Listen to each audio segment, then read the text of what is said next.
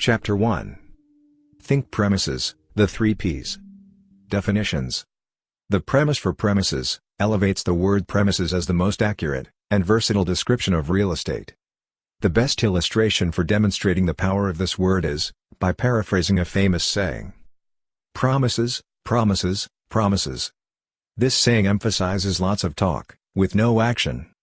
People occasionally view realty professionals in these terms when thinking about working with tenants, community groups, and municipal authorities. The phrase reinforces a view of a real estate industry made up of greedy owners. Their goal is to maximize profits, and little else. The slumlord attitude. However, a very similar saying supports an opposite view, by substituting this phrase with the word premises. Premises, premises, premises. This slogan reinforces the importance of real estate as an asset class. Repeating the word premises emphasizes how the industry takes this term more seriously. Thank you for listening to the sample audiobook. Full version available by purchasing on Amazon.com and other booksellers.